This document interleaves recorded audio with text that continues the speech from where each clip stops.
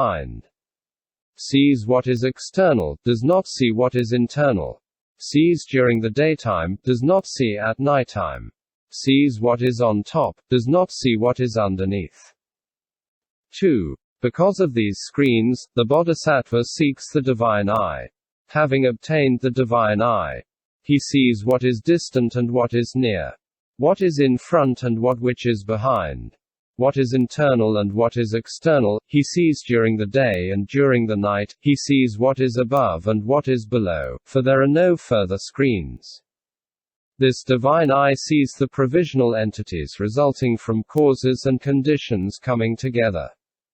But he does not see the true nature, namely, emptiness, signlessness, wishlessness, non-arising, non-cessation. 3. And it is the same as before. In order to see the true nature, the bodhisattva seeks the wisdom eye. Having obtained the wisdom eye, he no longer sees beings, he eliminates completely the signs of identity and difference, he rejects all clinging and accepts no dharma. 4. However, the wisdom eye cannot save beings.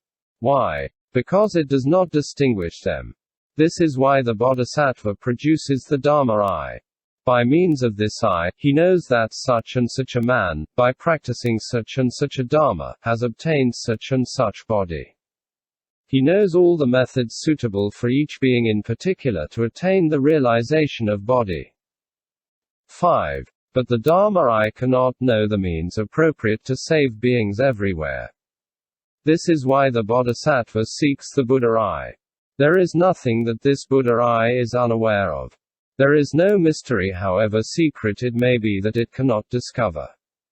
What is distant for other people is close for the Buddha. What is obscure for others is clear for the Buddha. What is doubtful for others is clear for the Buddha. What is subtle for others is coarse for the Buddha. What is deep for others is shallow for the Buddha. By means of this Buddha eye, there is nothing that is not understood, seen, known, felt. Free of thinking, the Buddha eye is always clear on all dharmas. In a following chapter, the meaning of the 5 eyes will be elucidated further. Pratyutpannabuddhadarsana. 7th section, seeing, hearing and understanding all the Buddhas of the present. Preliminary note. Sutra. Furthermore, O Sariputra, the bodhisattva Mahasattva must practice the perfection of wisdom if he wishes to see. By means of the divine eye, the Buddhas in each of the 10 directions in universes as numerous as the sands of the Ganges.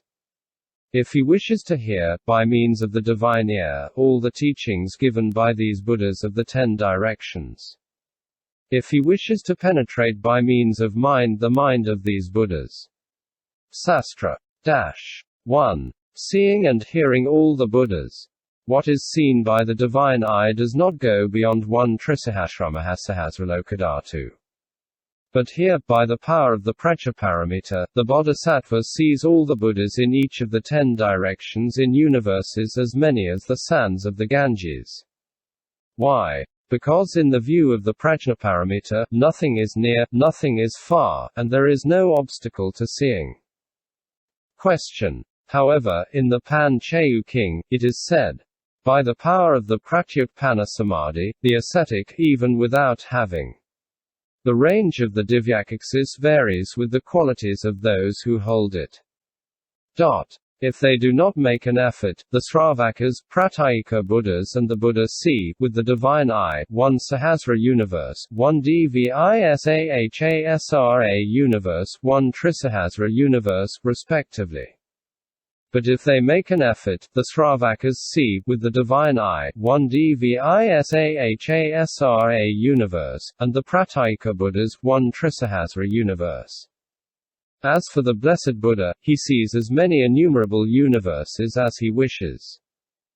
Acquired the divyacaxis, is able to see all the Buddhas of the present in the 10 directions. On the other hand, here in the Prajnaparamita Sutra, by means of the divyacaxis, the bodhisattva sees all the Buddhas of the 10 directions. What are the differences between these two visions? Answer. 1. The divyacaxis is non-defiled indeterminate. 2. The pratyutpannabuddhadarsana is obtained by a person freed of desire as well as by a person not freed of desire, whereas the divyaksis is obtained only by someone freed of desire. 3. The pratyutpannabuddhadarsana is a vision resulting from constant meditation, the constant practice of subjective conceptualizing. The divyaksis, obtained by the practice of the superknowledges, is an I consisting of pure derived matter of the four great elements of the form realm. And this I enjoys complete luminosity at all 4 points of the horizon. That is the difference. 4. The technique of the divyaksis is easy. Thus, when the sun has risen, seeing forms is not hard. On the other hand, the technique of the pratyutpannabuddhadarsana is difficult. Thus, when one lights a lamp in the dark of night, seeing colors is not easy. It is the same for the divine ear. 2. Penetrating the mind of the Buddhas.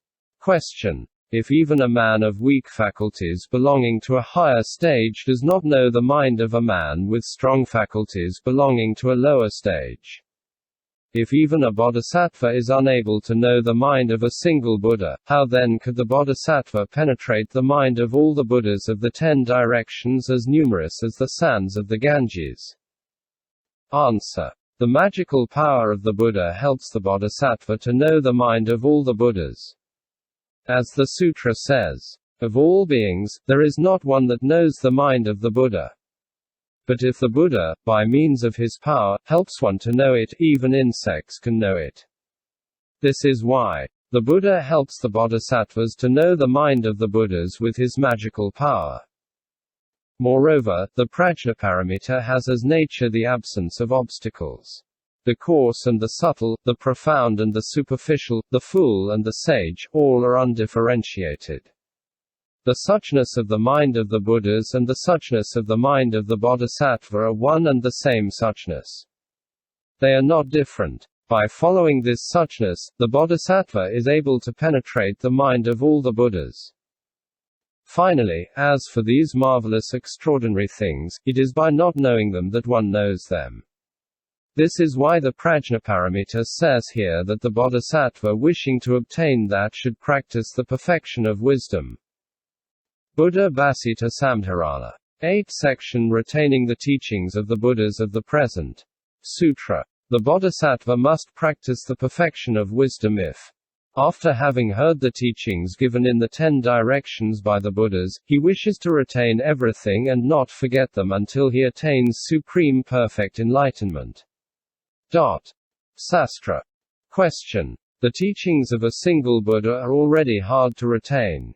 How then would the bodhisattva retain and not forget the teachings of innumerable Buddhas? Answer. By the power of the Sruthadarani, the Dharani retaining what has been heard, the bodhisattva gets a strong memory, and by the power of the Dharani, he does not forget. Moreover, as is said here, it is by the power of the Prajnaparamita that the bodhisattva retains the teachings of all the Buddhas. Perfectly pure and free of any clinging, this paramita is like the great sea which receives all the rivers. Similarly, by means of this great receiver, the Prajnaparamita, the bodhisattva retains and does not forget the innumerable teachings of the Buddhas of the 10 directions. Finally, the Prajnaparamita is incomparable like space. After the final conflagration, a great rain fills everything and, except for space, there is no place that can receive it. Similarly, when the rain of teachings of the Buddhas of the 10 directions comes out of the Buddhas' mouths, there is nobody to retain it except for the bodhisattva practicing the Prajnaparamita. This is why the Prajnaparamita Sutra says here that in order to hear and retain the teachings of the Buddhas of the 10 directions, the bodhisattva must practice the perfection of wisdom. End chapter 50.